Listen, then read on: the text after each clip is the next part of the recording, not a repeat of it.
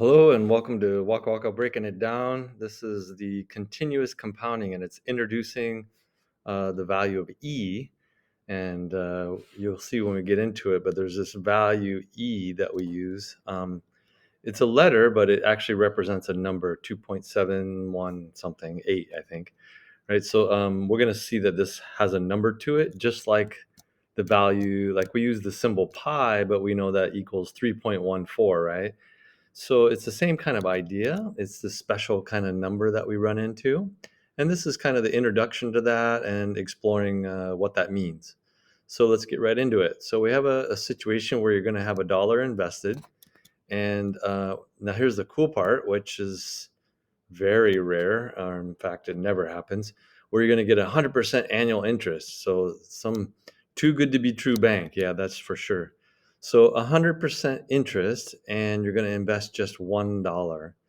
All right. So as we go through these problems, I want to really make sure we focus on a couple things. You need to know what the annual interest rate is.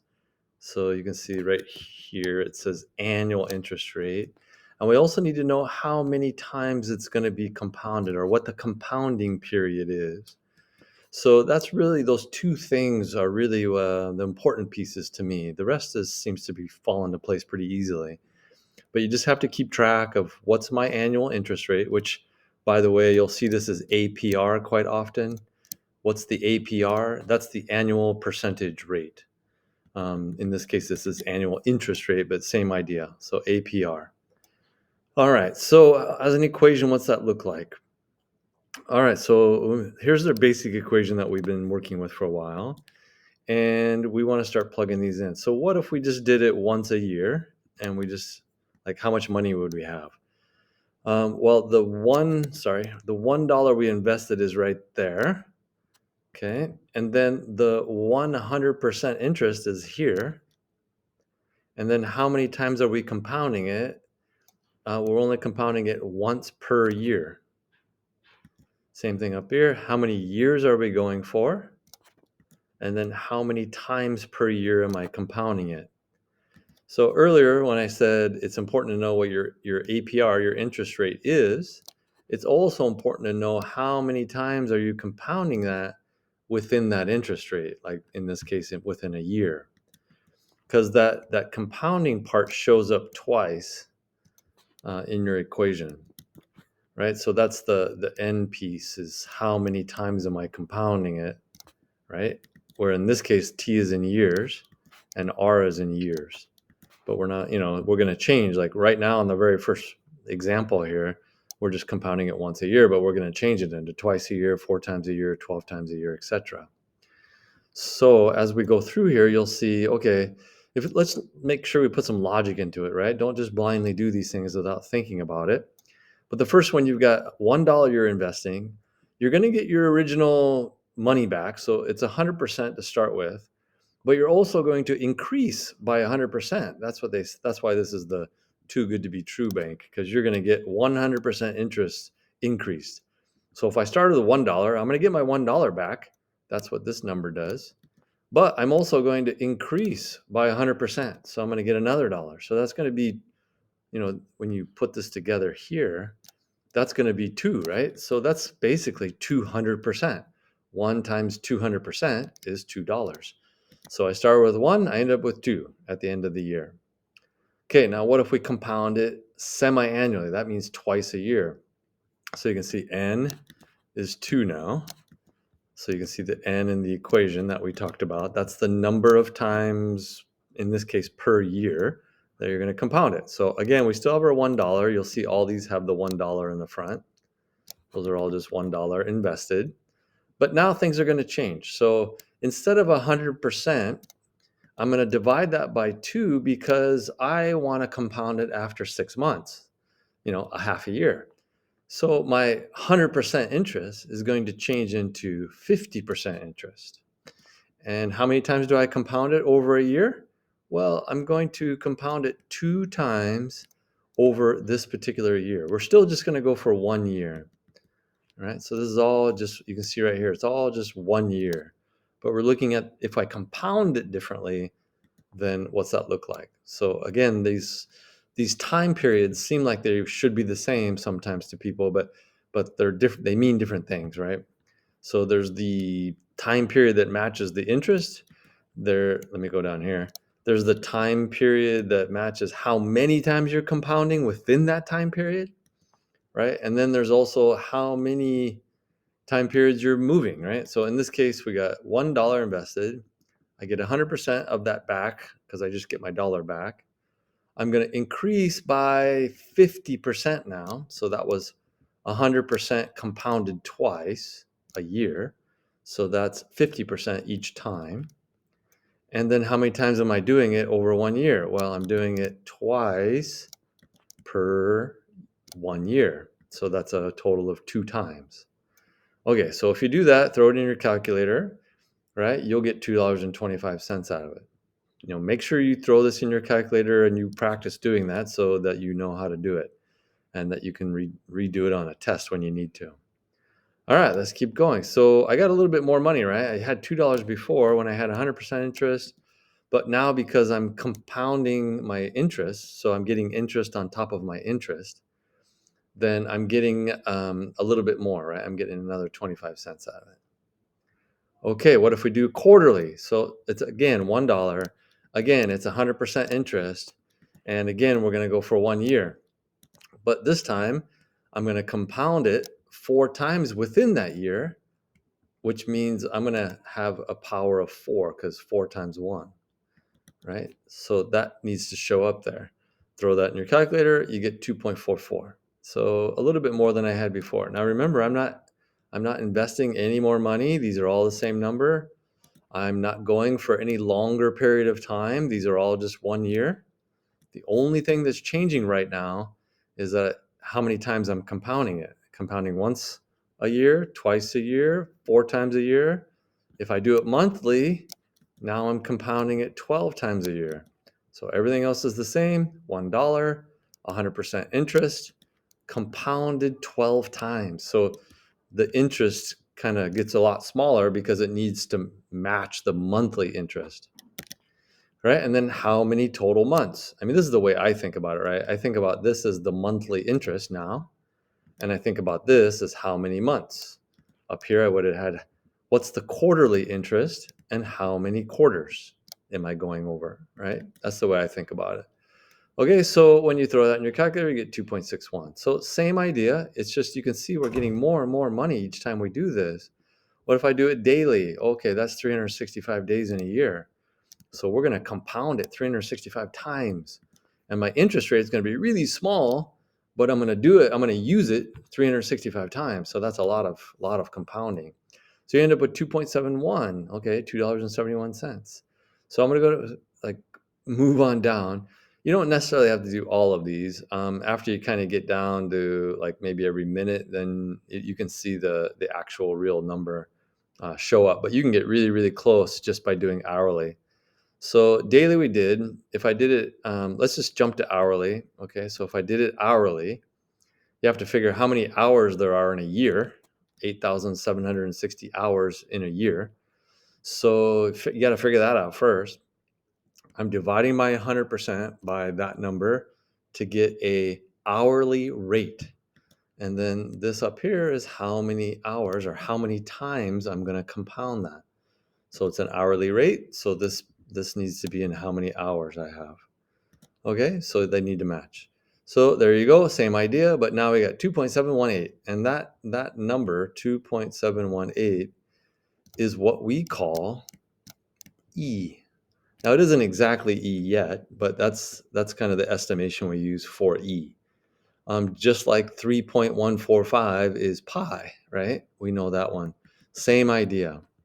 Why is this so special? Well, it doesn't matter from this point. It doesn't matter if we go smaller and smaller and smaller. This number really doesn't change much. If you go out further and further on the decimals, you'll see small changes. But it's such a small change now that it starts to approach a number. So this, as you go down and you compound it more and more and more, it'll approach the number 2.718. So that's a number we're going to know really well. And that, like I said, is called E.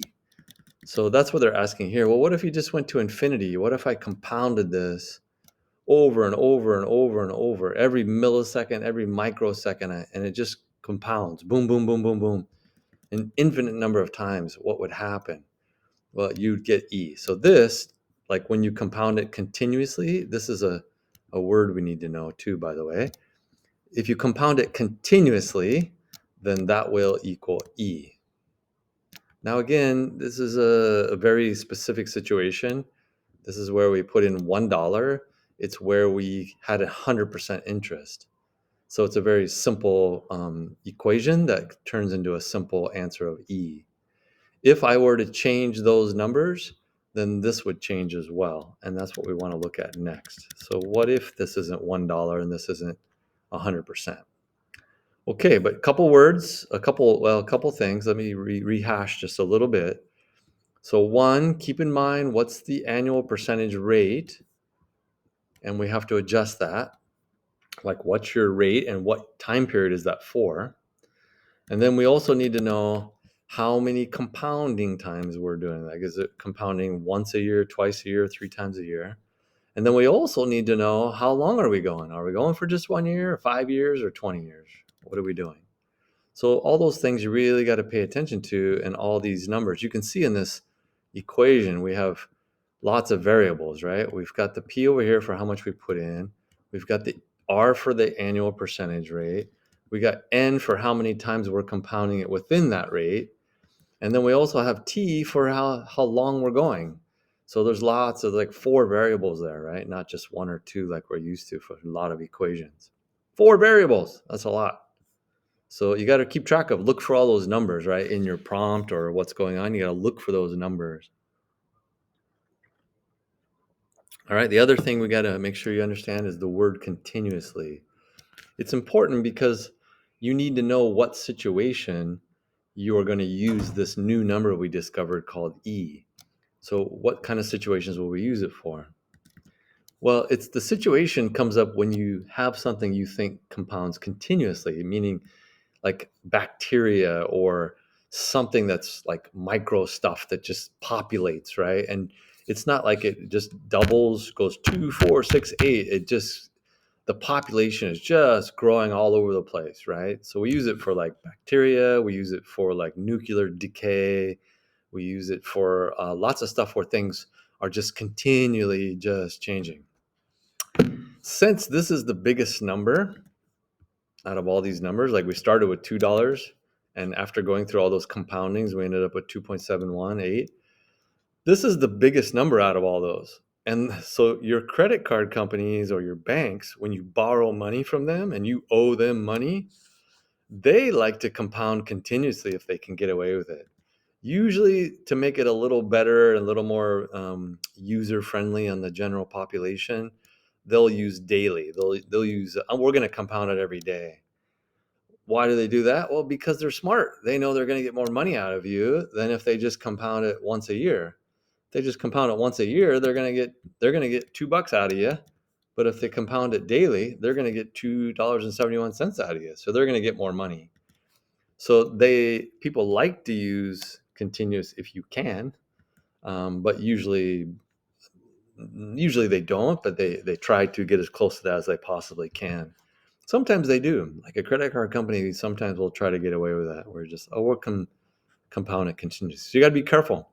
Now, if you're saving money, that's a good thing, right? You want to compound as much as you can. But if you're borrowing money, that's horrible. We don't want that, right? So we need to kind of know, do we have a continuous situation or we don't, right?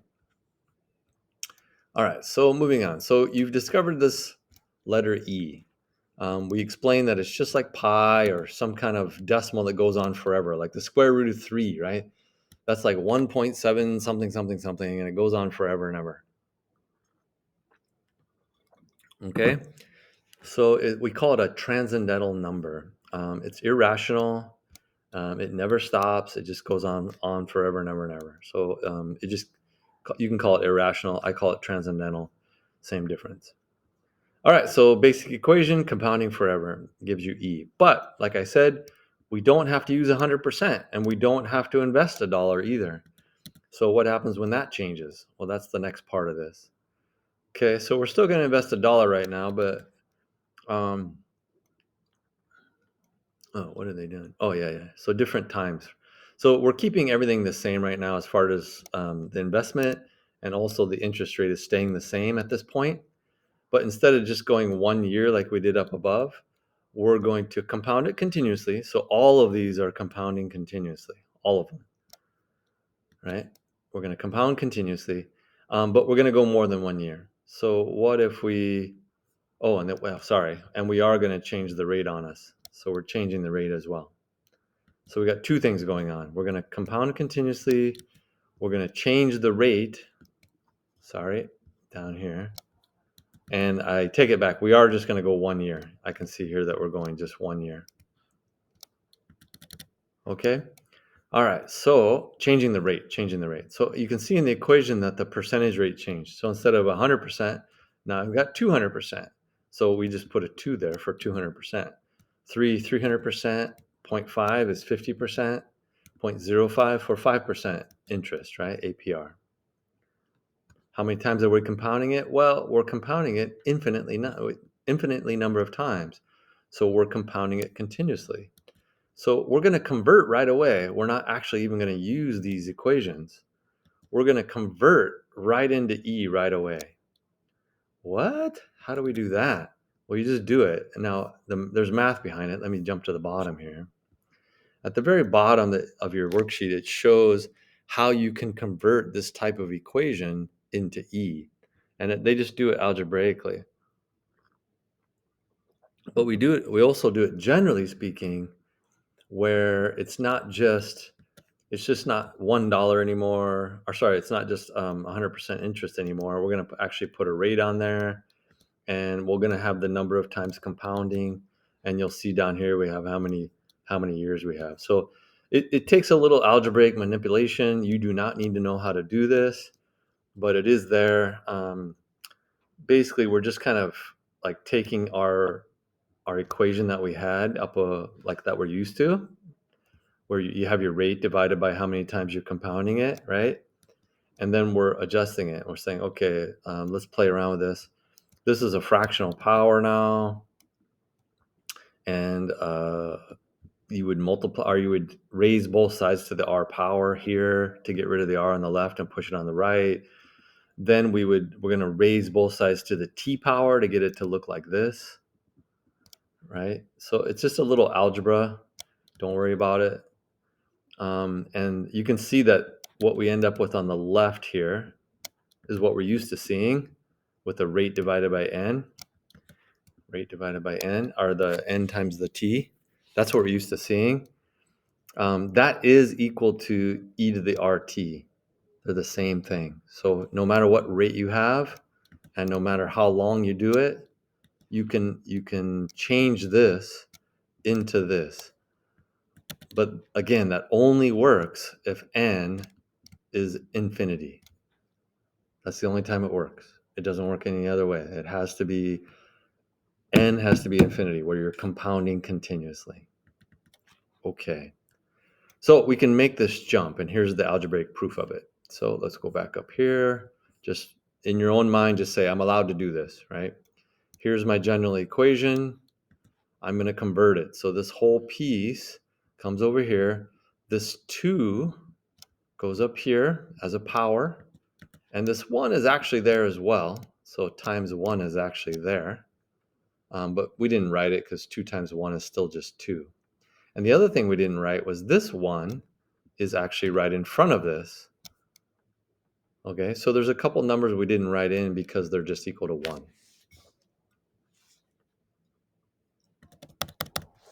All right, make sure you understand that. And then E on your calculator is pretty simple, E squared. Where's E on my calculator? Well, if you look at your calculator, over here on the left, can I blow that up? No. You can see right here, right down here, this button, kind of next to my number 1, kind of over here. You can see it says e to the x right there, right there. So if I hit e to the x, the e will come up, and I can put in, let's put in e to the 1, see what it equals. Well, that just equals e. Oh, what's going on? Well, you have to put a decimal in your equation if you want it to come out as a decimal. So I put a decimal in it and I get my 2.718. So that is what E is equal to. Just like if I did pi, right? There's a pi button down here, and I can pick pi, and I can say, oh, pi times 1, let's say. See, 3.14159, blah, blah, blah. So pi gives me that number. E gives me 2.718 or whatever. The question we're on right now has 200%. So let me change this to a 2. And we're just going for 1 year. So, you could do times 1 if you want, but you don't have to, right? I don't need to write that times 1. I get the same number, right? So e to the second power, 7.389. So you can see that right here. Okay, if I have 3% interest, so again, the 1 in the front, I don't really need, but it is there. And this time period of 1 year is there as well, but I don't need to write it because 1 times 3 is 3.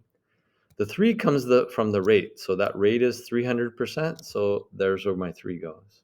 If it was a decimal, which we're going to see on the next question, 50% rate, then it's just 0.5 over there, just like the rate. So the rate just carries over, and so does the time period.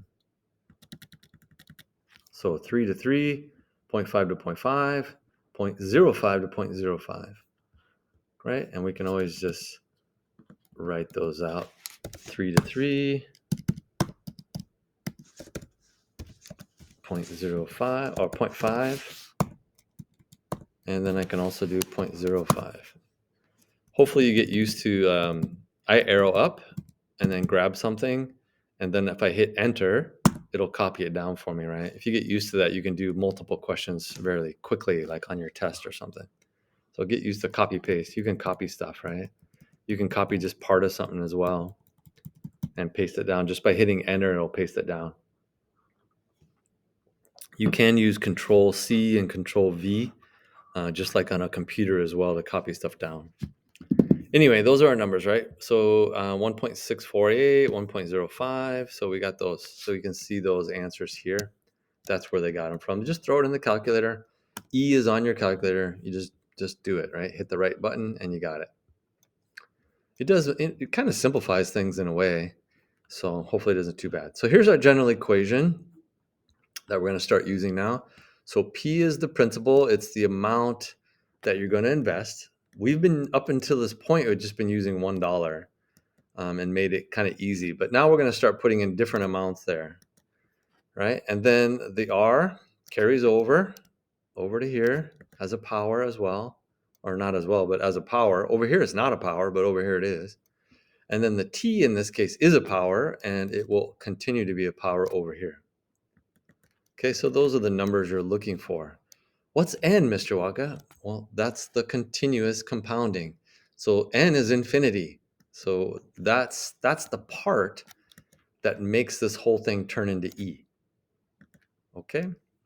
All right, so this acronym, or a lot of times people will say PERT. They'll say, remember PERT, P-E-R-T, PERT. But you got to remember the R and the T are the powers, right?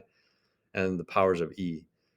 Okay, so you can remember PERT, but just remember you have to write it a certain way. But PERT is very common. PERT, PERT, PERT, compounding continuously is PERT. All right, this next question talks about situations. So where do we use continuous compounding at? So let's talk about them. Part A, the number of rabbits in Australia in an Australian meadow. Well, rabbits do kind of they have the rumor of populating a lot, right? So you might kind of argue that rabbits populate so fast that you could use continuous compounding because they're just constantly popping out babies. But I don't, it's not really, it's kind of in the middle. If you used E on this one, I might be okay with it, but we should probably just find out what the yearly growth rate is. But maybe, it's not like all the rabbits wait around to have their babies at the same time, right? And they just wait once a year and then everybody has a baby, and then you wait another year and everybody has a baby. It doesn't work that way, right? But it does kind of have an integer kind of multiplier. Like if I have 2 rabbits and every rabbit has 2 more rabbits, then all of a sudden we've got, we go 2 goes to 2 more, goes to 4, and then 4 goes to 8, and 8 goes to 16. So we're kind of multiplying by 2 each time. Ooh, that's ugly too. which kind of gives it more of a discrete feel. It doesn't feel like continuous as much because you're kind of just constantly multiplying by the same number and you're not really compounding it an infinite number of times. We said this one was not continuous, even though it really feels like it could be. It's really close. Same thing with rumors. I tell two people, and then they tell two people, and then they tell two people. So it goes 2, 4, 6, 8 again. If you can kind of do this 2, 4, 6, 8 thing, then maybe my rate is doubling, right? Maybe I'm using 2 to some power, and I'm not really using e to some power, right?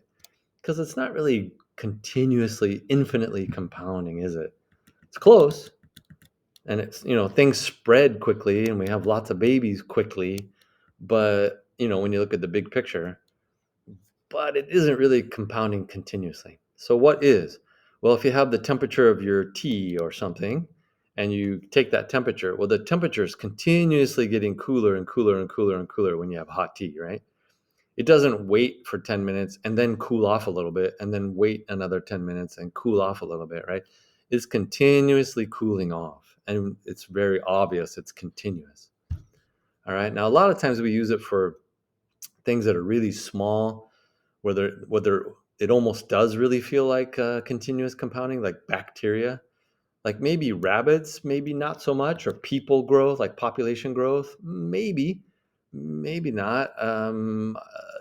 But maybe bacteria, yes, for sure. Population of the world, yeah, probably. Rumors, maybe not.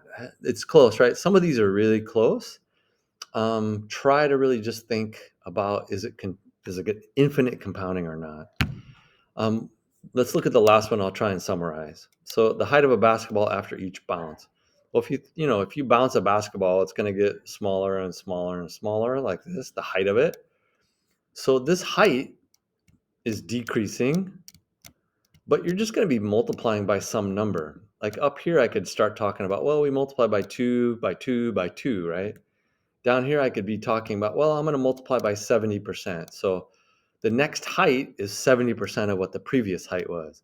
And the third one is 70% of what the second one was. And the fourth one is 70% of what the third one was. So I'm not continuously compounding. I'm just multiplying by some fraction over and over and over again. So that one we would say, nah, not really. It's close. It feels like it, but it's not, right?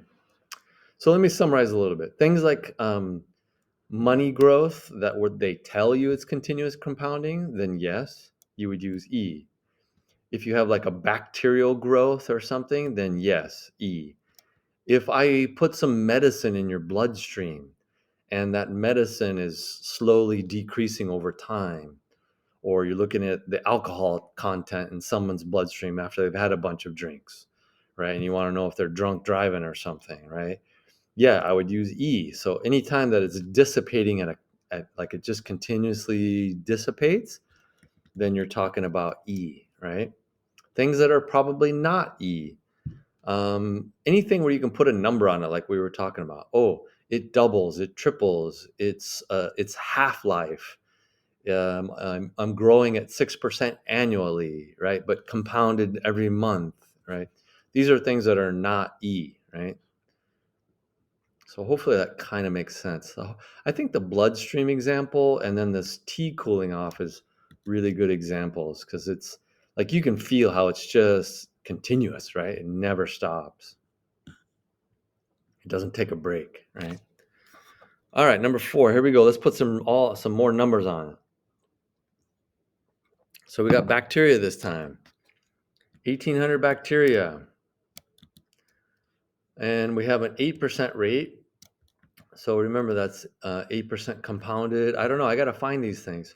So it's continuous compounding. So we're going to be using the E equation. They tell us that. And they also tell us it's bacteria. They tell us T's in hours. T's in hours. So I'm assuming this is an hourly rate then, right? So they have to match. So if T is in hours, then my rate, this 0.08 you see, has to be in hours as well. They have to match, just like what we were doing before. So the rate and the time have to match. The units have to match. Okay, so again, explain the meaning. So 1800 is the starting amount. That's how many bacteria you are beginning with. What's the 0.08? Well, that's the rate. So it's 8%, but it is per hour because T was an hour, so it has to be in hours too. The thing you want to add on to this is that, yeah, it's an hourly rate, but it's not being compounded hourly. It's being compounded continuously. So like I was talking about before, there's a difference between the units and the rate and how many times you're compounding that within that rate. So you need both, right? So 8% per hour is the rate, but compounded continuously. You need all of that, okay?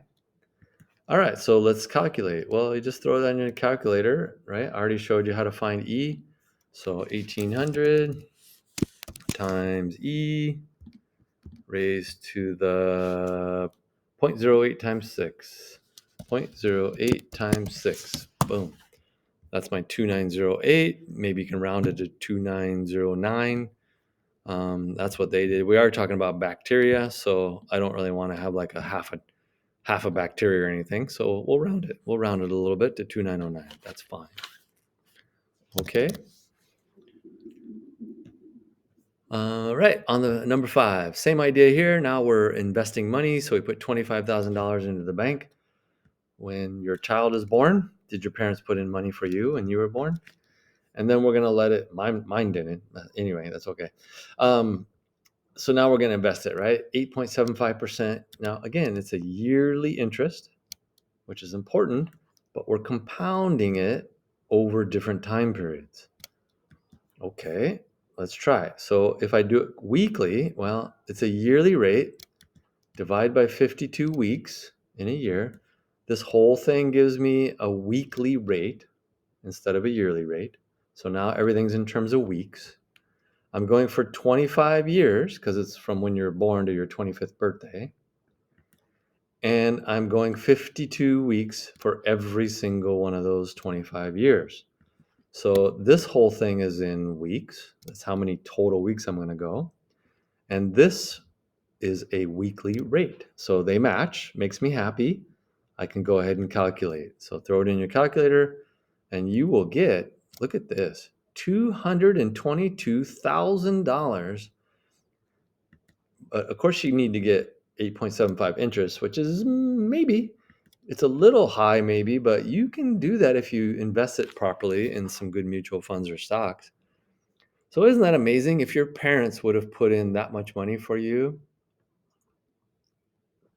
Now, I don't know if it's compounded weekly or monthly or whatever, but you can see that it's going to go like this is going to go down because like compounding weekly is compounding more often than monthly. So if I compound it less, I'm going to have less money than what I did the other way, right? So if it's compounded monthly, you won't make as much money. So, but still, this is like $221,000 or $222,000 just by putting in $25,000 and letting it sit in the bank for 25 years. So if you did that for 50 years, and instead of investing 25,000, you put in 100,000. I'm interested. Let's do a little side problem. $100,000, and let's do it monthly. So, and let's do 7% instead of 8 to make it a little more realistic. You can get 7% like realistically, and let's do it monthly. So I'll divide by 12, and I'm going to raise it to let's do 50 years. Because let's say that they put it in when you were born, and then let's see if you can retire when you're 50 years old. Boom. So you would have $3.3 million. Now you'd have to put in 100,000 to begin with, which is asking a lot, and you have to let it go for 50 years, and you have to get 7% interest. 50 years, no problem. You can do that. And the 7%, that's actually realistic. Now, I don't know, like my parents, there was no way that they were going to put 100,000 in the bank for me when I was born. They didn't give me anything. So let's put it in something a little more realistic. So instead of 100, let's try 50, half of that. How much would you got? Well, you would have gotten 1.6 million. You can retire on that. 1.6 million, you can retire. So you could have like just spent all the money you worked on your whole life and then retired, right? When you were 50 years old, just by putting $50,000 in the bank when you were born. Amazing, amazing. Okay, that's cool stuff. Cool stuff. Gives you something to think about, I hope. All right, and then we still have the last one to look at. So what's different now? We're compounding continuously. We did weeks, we did months. Notice this is using the old formula. But as soon as you say continuous, you're going to switch to the E formula. Please do not mix them. I see people doing things like, I don't know, I'm going to make something up here, but I see people doing things like this, and they put E inside the equation, and then they put E up here or something, and I'm like, what are you doing? Please don't do that, right? So please don't mix them up and don't combine them. Either you're using the old way or you're using the new way for the continuous or not, right? It's either continuous or it isn't. It's not both. All right, if you do it continuously, you will get a little bit bigger number, right? So this is 222,822, 222,413. So a little bit extra money, not a lot more. Compounding every week is quite a bit. But you get an extra $1,000 from the monthly. So monthly to continuous is a little bit more money. Okay, that's the end of the video, end of the lesson. I think highlights are just knowing what E is. And for me, I think knowing that here the rate goes, like where's the rate and what are the units that go along with that, and kind of what each of these pieces mean is really the biggest thing. When you're doing the old-fashioned way, the rate is kind of inside the parentheses. It's part of the base.